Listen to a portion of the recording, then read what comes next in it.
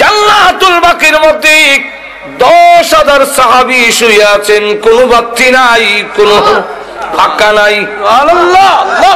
কবর ওই চেনা যায় না। খাদিজাতুল কুবরা রাদিয়াল্লাহু আনহার কবর জিয়ারত করে আইছি।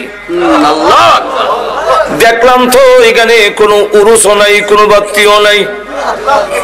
বড় বড় কোন ঠিক কিনা? আর আমরা দেশের মাথা খারাপ। শয়তান এক একটা গুনার আড্ডাখানা জমাইছে, গাঞ্জা খাওয়ার, জুয়া খেলার, নারী পুরুষ একত্রিত হইয়া গুনার কাজ করার এক একটা আড্ডাখানা জমাইছে। আরব দেশের কবর বোঝা যায় না। এক লোক একটু উষা জায়গা দেখে এখানে মাথা রেখে তিনি ঘুমাইয়াছেন। আরব দেশের লোকেরা মাটিতে ঘুমাইয়া থাকে, কারণ কাঙ্কর কাপড়ও লাগে না। ফতোয়া রাহিমিয়ার মধ্যে লেখেন, যেই মাত্র মাথা রেখে ঘুমাইছে এমনি শুনে কানের নিচে আওয়াজ হয়, তোর মাথা উঠাক, তোর মাথার চাপে আমার কষ্ট হয়, তুই আমার বুকের উপরে মাথা দিলি কেন? যদি তুই আমার কবরের হালাত জানতি, জিন্দেগিতে তোর কোনদিন ঘুম আসতো না। আমি হারে হারে তার পাই, কিন্তু এখন আমল করার সুযোগ নাই। আমল করলেও লাভ হবে না। না লাভ হবে না। এক আল্লাহর ওলির কবরের পাশে দিয়া যায়, একজন লোক শুনে সূরা মুলকের তেলাওয়াত শোনা যায়। সুবহানাল্লাহ, সুবহানাল্লাহ আসে, এমনি শুনে কবরের ভিতর থেকে আওয়াজ আসছে, আমি একবার দুইবার নয়, আল্লাহর কোরআন শরীফ এই কবরে 5000 বার খতম করেছি। একটা কাজ কর, 5000 বার খতম করে দেই, তোর একবার সুবহানাল্লাহ আমারে দিয়ে দে। কারণ জানোস নি, কিয়ামত পর্যন্ত কোরআন শরীফ পড়লেও তোর একবার সুবহানাল্লাহর সমান সওয়াব আমার হবে না। সুবহানাল্লাহ। কবর, হায় আফসোস, আমি কবরে এসেছি, এখন আমি হারে হারে টার পাই, কিন্তু আমল করার সুযোগ নাই। তোমাদের আমল করার সুযোগ আছে, কিন্তু গাফেল হইয়া তোমরা বসে আছো। কবরের আযাব যদি দেখতে, নবী বলেন আমি দেখি। সাহাবীরা নবীর কথায় এই জন্যে, তারা তো অনেক নবীর দৃশ্য ডাইরেক্ট দেখেছেন। এজন্য খাদিজাতুল কুবরা রাদিয়াল্লাহু আনহা কাঁদলেন। পৃথিবী থেকে বিদায় হওয়ার সময় আল্লাহ নবী বলেন, কান্দো কেন? নবী গো, কান্দার দুইটা কারণ, একটা হলো আপনার জন্য, আর একটা হলো আমার নিজের জন্য। আমার জন্য কেন কান্দো? ওগো নবীজি, এতদিন আমি আপনার পাশে ছিলাম, কাফেররা আপনার গায়ে আঘাত করতে সাহস পাইনি। খাদিজাতুল কুবরা রাদিয়াল্লাহু আনহা কুরাইশের মধ্যে একজন শিল্পপতি ধনাঢ্য মহিলা, আবার তার একটা প্রভাব ছিল কুরাইশদের উপরে। এই কারণে নবীজি যখন দাওয়াত দেয়, পাশে দাঁড়ায় থাকেন খাদিজাতুল কুবরা। কারণ তখনও পর্দার বিধান নাজিল হয় নাই। আল্লাহর নবী যখন হাতে কাঁধে মাজারে দাওয়াত দেয়, লোকেরা এসে দেখে খাদিজা পাশে দাঁড়ানো, আল্লাহু আকবার, সাহস পায় না আঘাত করতে। খাদিজাতুল কুবরা বলেন, ওগো নবীজি, আমি যখন বিদায় হয়ে যাব, আপনার পাশে কে দাঁড়াবে? এই জন্য আমি কান্দি। মার কান্দা দেখে ছোট্ট মেয়ে ফাতেমা রাদিয়াল্লাহু আনহা ডাক দেওয়ালে, মা গো, আপনি কাঁদলেন না, ওয়াদা দিলাম গো, আপনি পৃথিবী থেকে বিদায় হয়ে গেলে আমার বাবার পাশে আমি ফাতেমা সব সময় দাঁড়াইয়া থাকবো। এই জন্যে রাসূল যখন দাওয়াত দিতেন, ছোট্ট একটা মেয়ে কোমর ধরে রাখতেন। আল্লাহু আকবার। এই মেয়ের নাম ফাতেমা। সুবহানাল্লাহ। এখন নবীজি 2 নম্বরটা হলো আমার জন্য কান্দি আমি পৃথিবী থেকে বিদায় হয়ে গিয়া কবরে যে কোনো সামান নাই, আল্লাহ কি নিয়ে যাব? আমার যে কোনো সামান নাই, আপনারা বলেছেন কবরে চাপ দিবে। আল্লাহ নবীজি আঙ্গুল দেখে বলেন এইভাবে একটা হাড্ডি আর একটা হাড্ডির ভিতরে ঢুকে যাবে। এখন নবীজি এইভাবে যদি হয়, আমি খাদিজার ভয় লাগে, আমার যে কোনো সামান নাই, সামান নাই, অথচ আল্লাহ সালাম পাইছেন। আল্লাহ হাদিস শরীফের মধ্যে আসছে আল্লাহ নবীর দরবারে খাবার নিয়ে আসতেছেন, প্লেট দিয়ে জিবরাইল নবীজির কাছে বসা। এমনি জিবরাইল বলে, ওগো নবীজি, আপনার খাদিজাকে এই মুহূর্তে মহান আল্লাহ সালাম দিয়েছেন। 10 জন পুরুষকে আল্লাহ জান্নাতের সার্টিফিকেট দিয়েছেন, ঠিক তেমনি ভাবে এই পৃথিবীর 10 জন মহিলাকেও জান্নাতের সার্টিফিকেট দিয়েছে।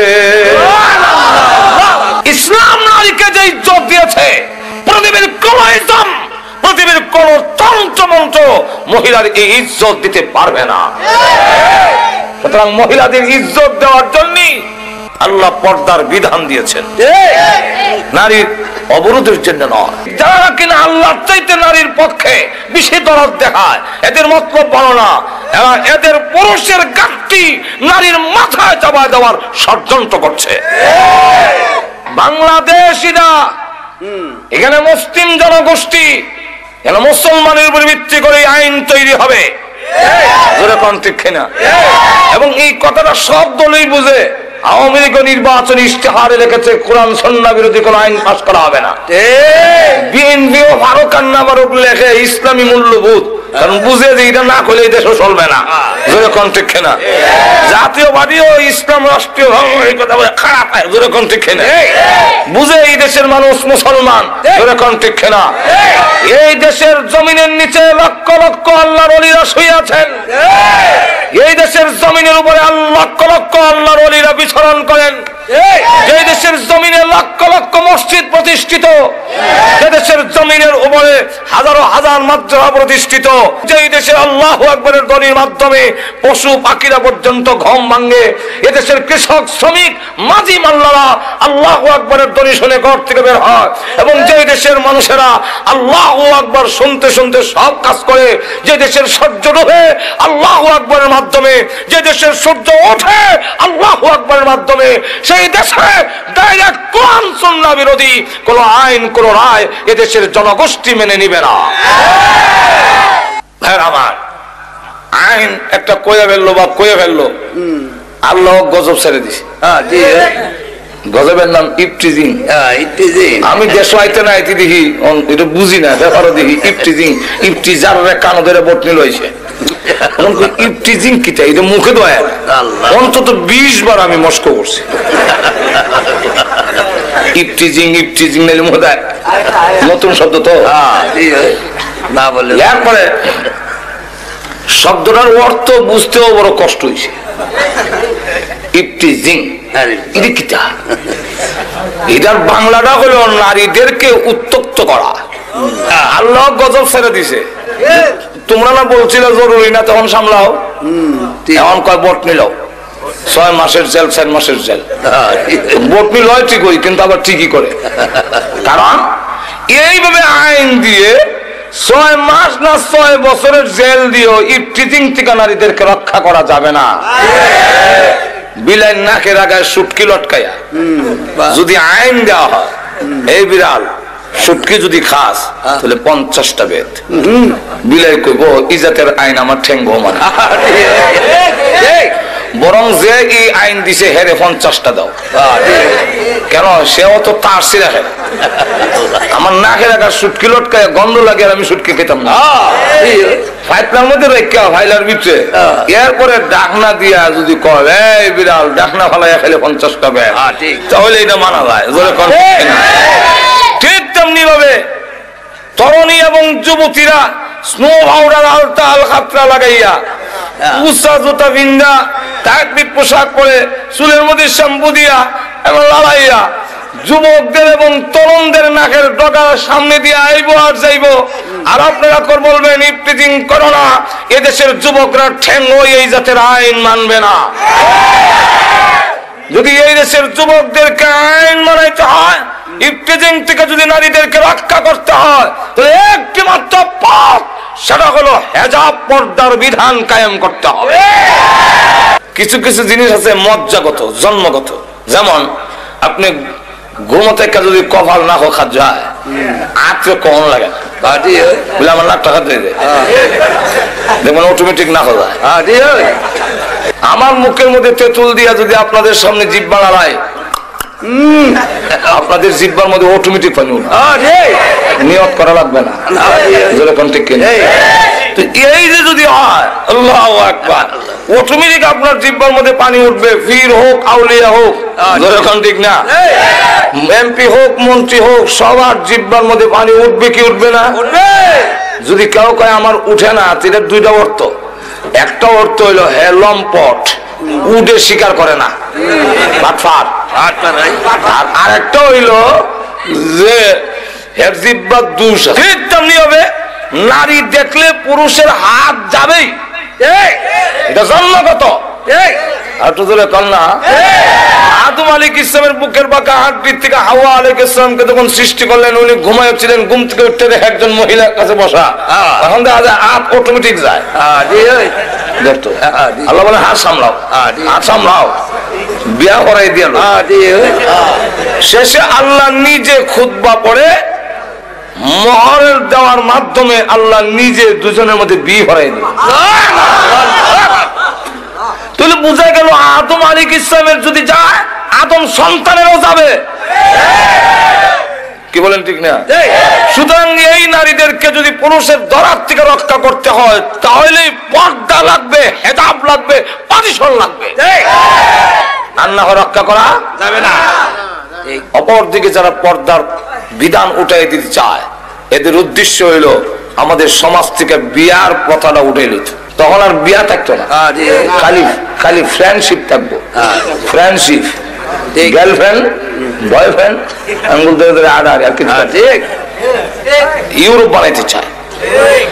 আমি আমেরিকার একটা স্টেট আছে, এটার নাম হলো মিশিগান। এটা হইলো আমেরিকার এক বর্ডার, তার পাশের রাষ্ট্র হইলো কানাডা, মাঝখানে একটা নদী।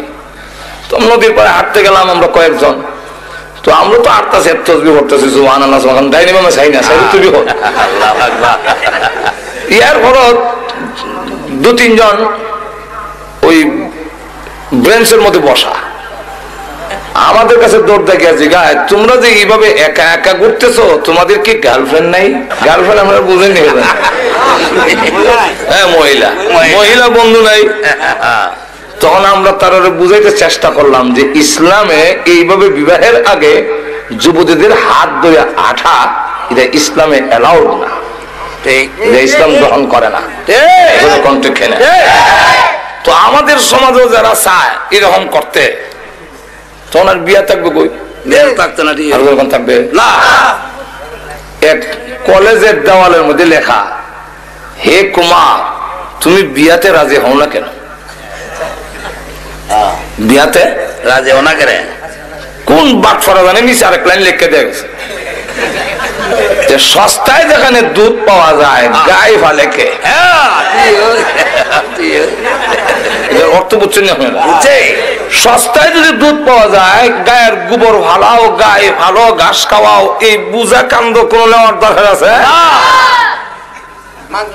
তো যেখানে নারী পুরুষ অবাধে চলাফেরা থাকবে, যথায় তথায় পাওয়া যায়, পর্দা নাই, আঙ্গুল দূরে হাঁটতে পারে, গিয়ে ঘুরতে পারে, বাগানে ঘুরে, শ্বাসটলে ঘুরে, অফিসে ঘুরে, সেখানে এই সব কাম তো এর কতই শেষ। তাহলে হ্যাঁ, আর বিয়া করে এই মহিলার দায় দায়িত্ব নিতে চাবে না।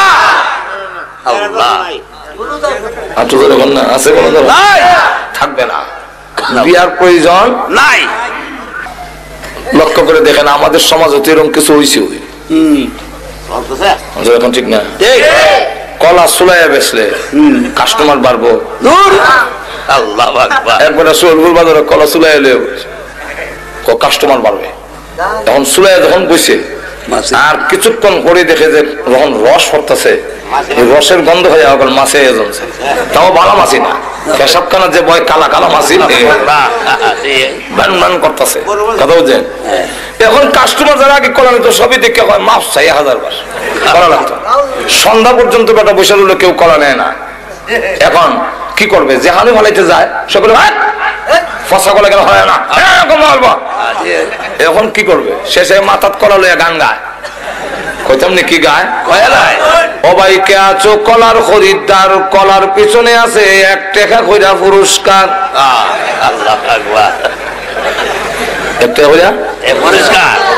2 যুবক ব্রিজে বইয়া কই মন আশ্চর্য কলাওয়ালা তো দেখছি, কলার পিছে মিলে 1 টাকা কইরা পুরস্কার। চল আমরা দুইজনে 2 আলি কলা লইলাই, তাহলে 60 টাকা তুই, আমি 60 টাকা, 8 টাকা কলা এটা হলাই দি মনে কথা।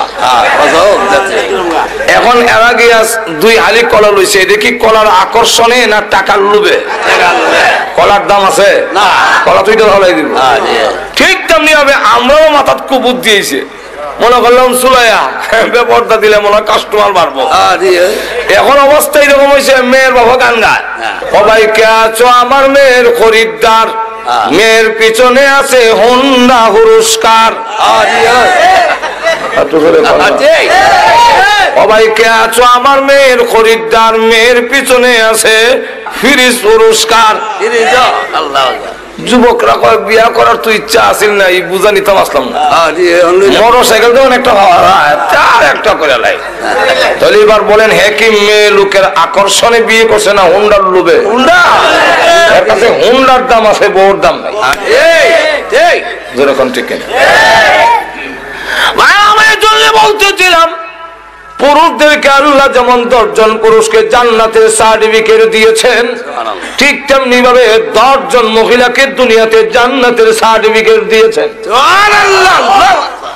এর মধ্যে একজন খাদিজাতুল কুবরা রাদিয়াল্লাহু আনহা, ওনাকে আল্লাহর নবীর মাধ্যমে জিবরাইল বলেন, ওগো নবীজি আপনার খাদিজাকে মহান আল্লাহ এই মুহূর্তে সালাম দিয়েছেন এবং ঘোষণা দিয়েছেন আল্লাহর তৈরি জান্নাত ওয়াজিব হয়ে গিয়েছে। কিন্তু এর পরেও আল্লাহ বলে যে কবরের কোনো সামান নাই। আর আমাদের হালত কি? ও মুসলমান, আমাদের অবস্থা আল্লাহ কান্নার কারণ হইল আমি পৃথিবী থেকে বিদায় হয়ে গেলে কবরের জগতে যখন রেখে দিবেন, কবর যে বলছেন এইভাবে চাপ দিবে, এটা কিন্তু রেহাই নাই, সবকে দিবে। আল্লাহর নবী বলেন কবরের আযাব থেকে যদি কেউ রেহাই পেত, আমার সাদ ইবনে মুআয রেহাই পেত। খাদিজাতুল কুবরা রাদিয়াল্লাহু আনহা বলেন, ওগো নবীজি আপনার ব্যবহারের একটা কাপড় আমার কাপড়ের ভিতরে দিবেন কিনা? আল্লাহু আকবার। আমার বিশ্বাস আপনার ব্যবহারের একটা কাপড় যদি আমার কাপড়ের ভিতরে থাকে গো, তাহলে কবর আমাকে এইভাবে চাপ দিতে পারবে না। ওই কবরের আযাব যেদিন দেখবো, ওই দিন আমরা তখন বলবো আল্লাহ এখন চোখে দেখছি, কানে শুনছি, এখন সুহিলপুর পাঠাও। ওইখানে তো চলবো, সোলপুর যে পাঠাচ্ছ এটা কোরআন আসেনি, কোরআনের ডাইরেক্ট আয়াত নাই, কিন্তু অর্থের ভিতরে সুহিলপুর আছে। কোরআন ফারজিনা যেখান থেকে আসছি সেখানে পাঠাও। বেটা যদি সোলপুর থেকে গিয়া থাকে গাটুরার কথা কইতো না, ফারজিনা পাঠায়া দাও। কি করবি?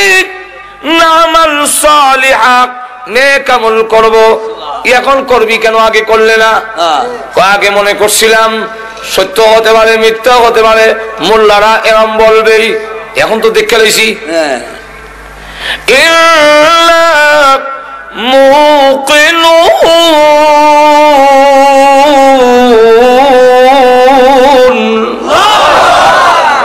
এখন দৃঢ় বিশ্বাসী হইছি, যেরকম ঠিক এই পৃথিবীতে আমাদেরকে পাঠাচ্ছেন তার গোলামি করার জন্য, আবার আল্লাহর দরবারে আমাদের ফিরে যেতেই। একটু ধরে কন্যা মনে আছে তো না? আরো ধরে কন আছে। আল্লাহ রাব্বুল আলামিন তাই বলেন, ও মানুষ তোমাদেরকে আল্লাহ আমি আল্লাহ বানাইলাম ইবাদতের জন্য, আর তামাম পৃথিবী যা আছে সবগুলো তোমাদের জন্য আমি আল্লাহ বানাইছি। আমাদেরকে আল্লাহ রাব্বুল আলামিন সৃষ্টি করেছেন তার ইবাদতের জন্য, আর আল্লাহ রাব্বুল আলামিন বলেন যে তোমাদেরকে ইবাদতের জন্য সৃষ্টি করেছি, তাই সবচেয়ে বেশি ইজ্জত আর সম্মান এবং সুন্দর বানায়া তোমাদের সৃষ্টি করলাম। লক্ষ্য করে দেখেন আল্লাহ বলেন এমন সুন্দর তিনটা অন্ধকারের ভিতরে, তোমার মার পেটের ভিতরে তিনটা অন্ধকার, এখানে আমি আল্লাহ তোমারে বানাইছি। তোমরা যদি অন্ধকারের মধ্যে কোন জিনিস বানাও সুন্দর হবে না। চোখ যে ভালো লাগাইবার কথা অন্ধকারের মধ্যে আতাইয়া পরে দেখা যায় হিসেবে লাগাই দিলে। আল্লাহ রাব্বুল আলামিন বলেন কোরআনে يخلقكم في بطون أمهاتكم خلقا من بعد خلق في ظلمات ثلاث। আল্লাহ বলেন তোমার মার পেটের ভিতরে পর্যায়ক্রমে তিনটা অন্ধকারের ভিতরে তোমার সৃষ্টি করছে। মানুষ সবকিছু তোমাদের জন্য, আমি আল্লাহ সব তোমাদের জন্য আয়োজন করেছি। এই জমিন বানাইছি তোমাদের বিছনার জন্য, আমি আল্লাহ বিছনা বানাইয়া দিয়েছি। আরো যেরকম কে বানাইছেন? আল্লাহ। আরো যেরকম আল্লাহ বৈশা রয়েছেন যে আল্লাহ বলেন জমিনকে অনুগত করে দিয়েছি তোমাদের জন্য, আর আমি আল্লাহ জমিনকে জানাই দিছি কোন শব্দ করবা না। আমার বান্দা জিনা করবে, মদ খাবে, গাঞ্জা খাইব, তোমার উপরে বইয়া আড্ডা মারবে, তাস খেলাবে, নাচবে, তুমি কিন্তু কিচ্ছু করো না, তারে সহ্য করে কান্দ লই রেখো, কারণ তারে বানাইছি আমার ইবাদতের জন্য। তোর জবান বন্ধ, তুই চিল্লাই কইস না জিনা করে, তাহলে কিন্তু আমার বন্ধু আটকে যাবে। আবার যখন তওবা করবে আমি আল্লাহ মাফ করে দেব।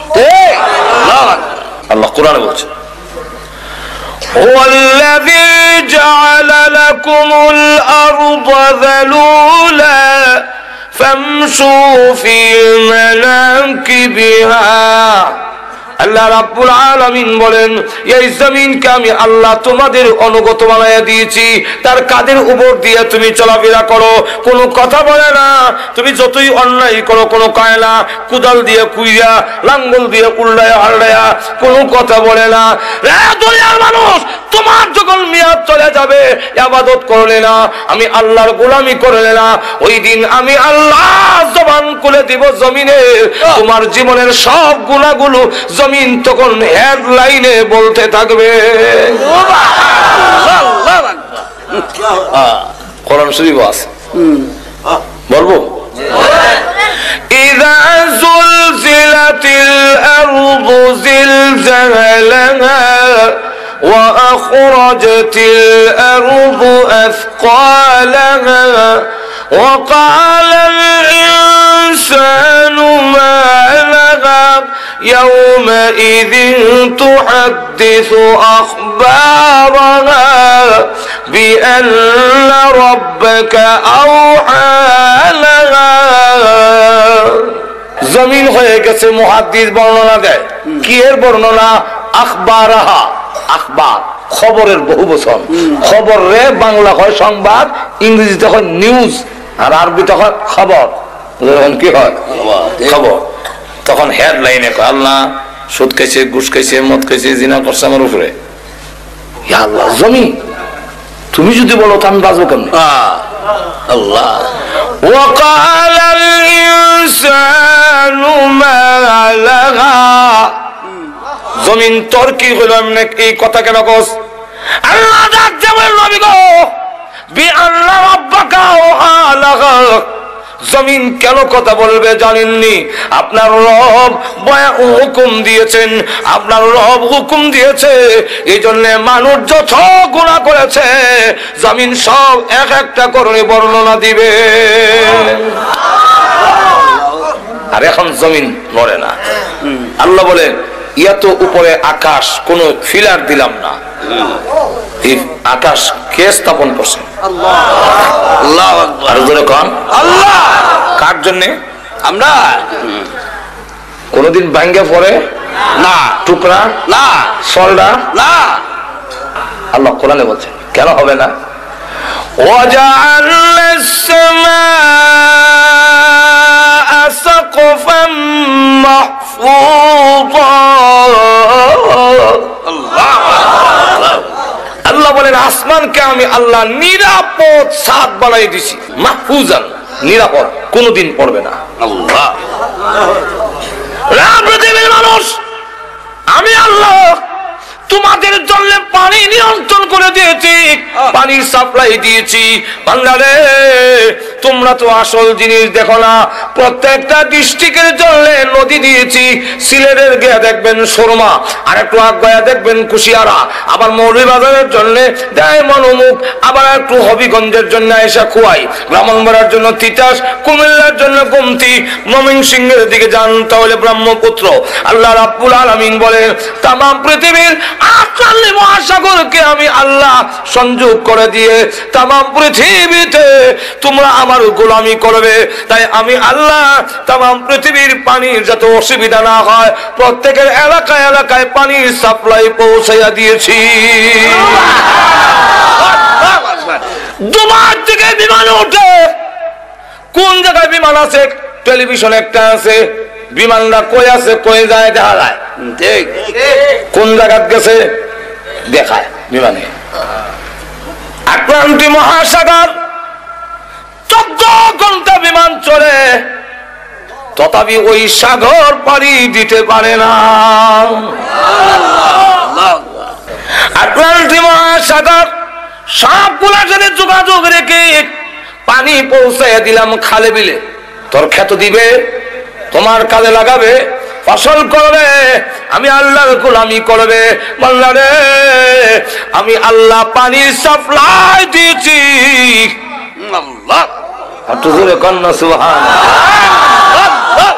আবার কোন নদীর মধ্যে উপরে হলো লবণাক্ত নিচে মিঠা, অথবা উপরে মিঠা নিচে লবণাক্ত, কোন বান নাই, শুধু একটা হুকুম, পানি রে ও লবণাক্ত পানি মিঠা এলাকার যাইস না, আমার বান্দা অসুবিধা হবে, সে আমার ইবাদত করবে।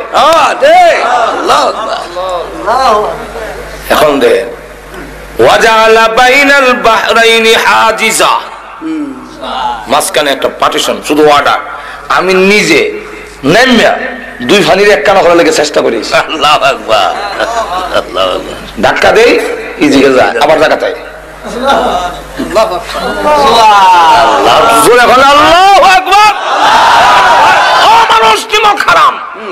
এরপরে যদি অবাধ্য হও, এরপরে যদি আমার গোলামি না করো, এরপরে যদি গান বাজনায় লিপ্ত হও, এরপরে সব কিছু লিপ্ত হও, কঠোর শাস্তির ব্যবস্থা আছে। এখন লক্ষ্য করে দেখেন, মিঠা পানি লবণাক্ত পানি, মিঠা পানি রাখছেন আমরা খাইবার লেগে, আর লবণাক্ত পানি কেন? তাফসীরের কিতাবে লেখেন লবণাক্ত পানির কারণ হইল ওই যে কুত্তা বিলাই গরু ছাগল মরে, লাশ মানুষ পচা গুলা যায়, নদীটা ভাসায় নেয়, লবণাক্ত পানির মধ্যে ঢুকাইয়া তার প্রয়োজনটাকে নষ্ট করে দেয়, যাতে আবহাওয়া দূষিত না হয়। নাহলে আবহাওয়া সাপের বিষ, ফল্লার বিষ, কুত্তার বিষ, তখন বিষ আবহাওয়া বিষাক্ত হইয়া তোর না খেতে যাইব, গিয়া সব পাশ নষ্ট হয়ে যাবে। তোদের সবগুলো ঠিক রাখার জন্য তুই না আমার গোলামি করবি, তুই না আমার সাজদা দিবি। ও নিমক কারম মন্দা মাজুর এখন ঠিক কিনা, তুই যে আমার সাজদা দিবি, আমি তোর সব আয়োজন করে রাখছি।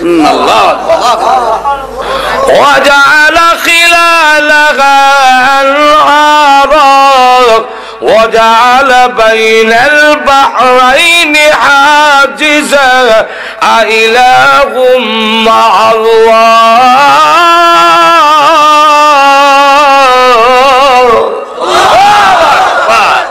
আমি ছাড়া কি আরো মাবুদ আছে? এই কাজে শরীক আছে? তুই কোন যুক্তিতে খরমপুর গিয়া বাবাটা হস, খাজা বাবার দরবারে গেছিলাম, শরম করে না তোর? আল্লাহ বলেন কে তোরে সরাইলো এই দয়ালু আল্লাহর কাছ থেকে? কন্যা আল্লাহ নিজে বলছে ইয়া আইয়ুহাল ইনসানু মা গাররাকা বিরাব্বিকাল কারীম।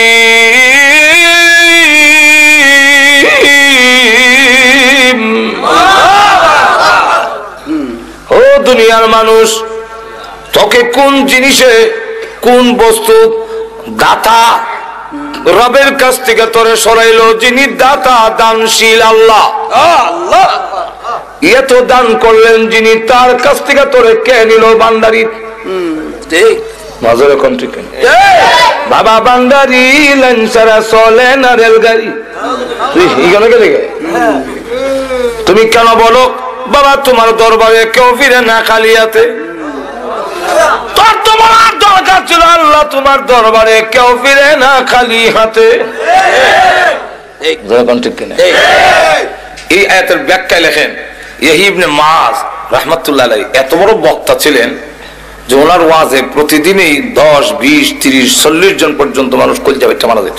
সেই আল্লাহর ওলি তিনি বলেন, হাসরের দিন যদি আল্লাহ আমার জায়গায় কিসে তোমারে আমি দয়ালু দাতার থেকে সরাইল, আমি তখন কইয়া গেলাম তোমার দয়ায়। আল্লাহ তোমার দয়া মায়া আমার নষ্ট করছে। এটা কেমনে? এটা বুঝতে হইলে আগে বুঝেন, অনেক সন্তান কিন্তু মার দয়াটারে ফুজি করে নষ্ট হয়। বুঝছেন? হে মাদ্রাসা থেকে আমার কাছে গরম ভাত খায়, আমার পানি ভাত দেয়। মার দয়া মায়া বেশি তো কপুত্রে আর যাবার দরকার নাই। আসলে কিন্তু আর পানি ভাত দেয় না। এই কথাটা কোয়ার উদ্দেশ্য হইল নষ্ট হইতো। ঠিক কিনা? মার দয়া মায়াটারে বুঝি করিয়া অনেক সন্তান নষ্ট হয়। এই এমনি মাল বুঝাইতে চাচ্ছেন আল্লাহ তুমি তো রহমান দয়া করছো আমারে, আর আমি দয়াটা বুঝতে না হইলে নষ্ট হয়েছি। কিভাবে? রমজান মাসের দিনের বেলা ডালের বেলা নিয়ে মুখ দেয়, এই সময় যদি ঠাস করে তুললে ফেরেশতা সর মারতো, আর জাগা পেশা পায়খানা করে জিন্দিগিতে আর কোনদিন ডালের বড়া খাইতো না কেউ। কিন্তু আল্লাহ করছেন দয়া, কিটা হইছে কিনা? ভালো হয়েছে না নষ্ট হয়েছে? ঘুমাইছে যদি ঘুম থেকে আমরা ফজর নামাজ পড়ে উঠে গিয়ে দেখতাম যে যারা যারা ফজর নামাজ পড়ছে না ফেরেশতারা জোড়া যারা যা আসে সব ছুড়ে নিছে। একটা মানুষও নামাজ না হইয়া ঘুমাইতো। অন্তত 20 বার গিয়া আমার ইমাম সাহেব মুয়াজ্জিনরা বলে নামাজের টাইম হইছে নি হুজুর। প্রভু তুমি করেছো দয়া, আর আমি হয়ে গেছি নষ্ট।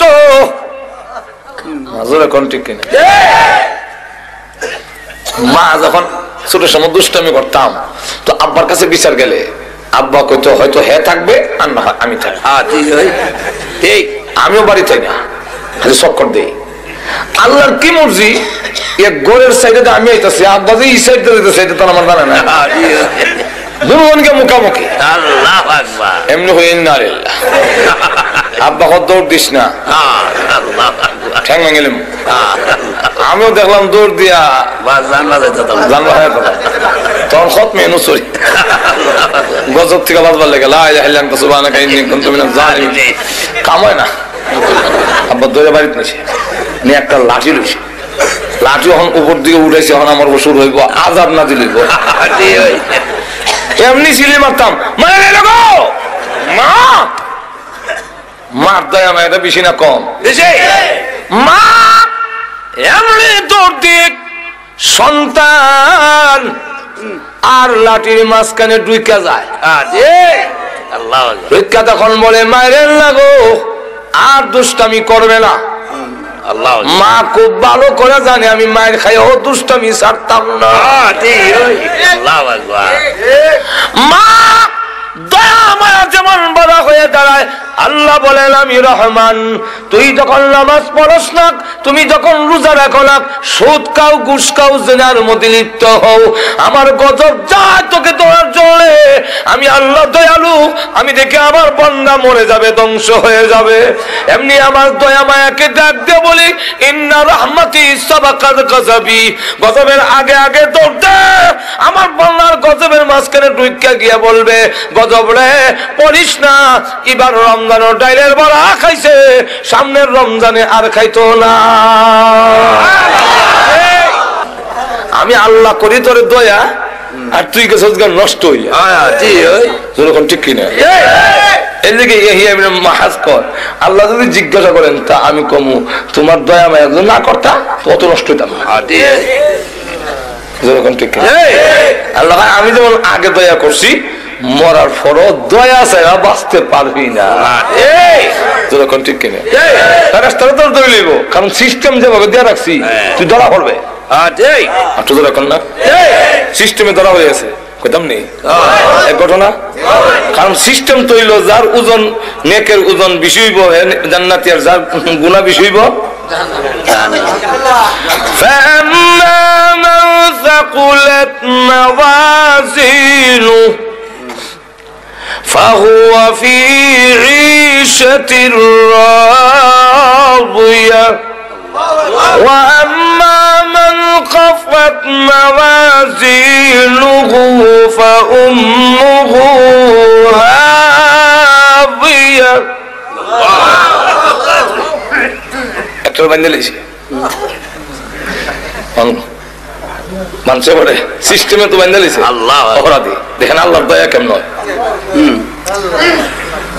কান্দে আব্বার আব্বা, আমার আব্বা না যা বেটা আব্বা বিয়ে করছি মা, আপনার নাম মা? না না, আমি কোন সন্তান গর্ভে ধারণ করি না। নাফসি নাফসি নাফসি, আল্লাহ আমারে বাঁচাও, আল্লাহ বাঁচাও। ফুলাটা দিয়েছে, আল্লাহ বাঁচাও।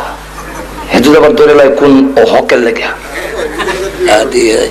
দেখবেন বোন যদি আইয়ে ফাওনা নেবে আইসে কই আমি করো না